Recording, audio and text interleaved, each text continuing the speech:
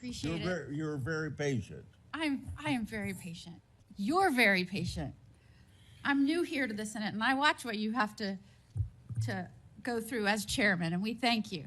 A lot of what we're talking about today, and you've been questioned about, was uncovered because of our chairman and his service to this committee, and I want to thank him because he's uncovered a lot, especially during the last administration, where many of our federal agencies went far off their mission.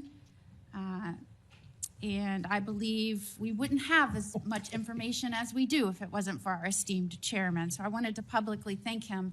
And being the newest member of Judiciary, I am so grateful to be here because sometimes I'm wondering if some of my colleagues on the other side of the aisle don't know what they're talking about, or if they're ill-intentioned and purposefully trying to gaslight not just the American public, but other people in law enforcement and agencies that you're working with. So as a former attorney general, as a former federal prosecutor, as a former judge, as the wife of a law enforcement officer, both federal and state over the course of his career, I would like to clarify a few things and give you the opportunity to highlight some of the things that the FBI is doing.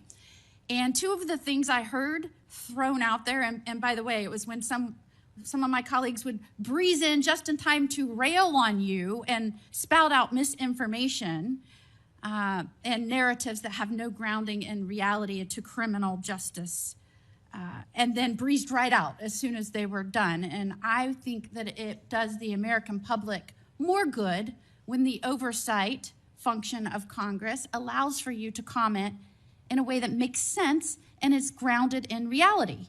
So let's first talk about the reason why we are having to reassign, not just in the FBI, but in other agencies, criminal justice agencies, federal agents to accomplish different things, as has been done historically throughout our country. When we get into office, we have to examine and triage the threats facing this nation, threats facing Americans, and then allocate resources accordingly.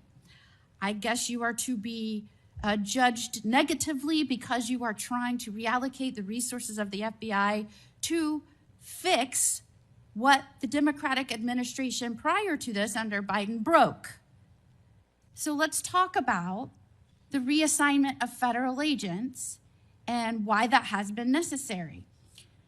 Would you say that the majority of assignments has been made because we are facing unprecedented levels of violence, both because of the unvetted surge of anywhere from 11 million to 20 million people across our border in the last 4 years, and because of the woke, weak, insane policies that have been pushed into states and cities around this nation by the left? Absolutely.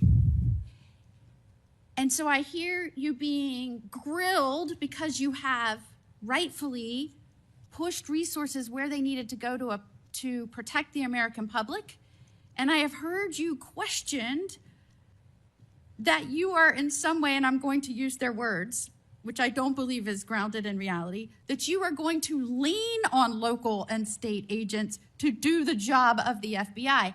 Might it be recharacterized more accurately in that you are partnering with local and state agencies in these areas, especially where these policies that the Democrats support wholeheartedly, in fact, they frustrate our efforts to try and beef up our laws with good criminal justice policies at every turn, and then come in here and get on you for, by the way, you've been here 7 months, so I know that in the 7 months, you didn't break it, they broke it over the last 4 years, but it isn't more accurate to say that you are using the federal government and its agencies, or its agents and its resources to supplement and amplify law enforcement efforts in these areas, cities and states, where the Democrat policies broke them.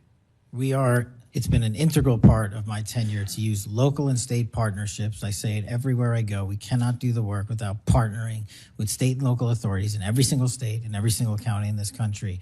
And why we pushed out to the field is simple mathematics. While the FBI had a bloated bureaucracy in Washington, D.C., nearly 1/3 of the FBI's workforce lived and worked in the national capital region. 1/3 of the crime doesn't happen here. So I made the simple decision to move them out where the crime was happening in the field, to move out field agents, to move out intel analysts, to move out program managers. And by the way, that's what they all want to do, go out in the field and do the work. And no one's going to be punished for going out in the field and doing the work, and no one's going to be punished for wanting to stay at headquarters and help. But we needed a reallocation of assets, and that's what we did. And from your experience, both before and now in office, have you found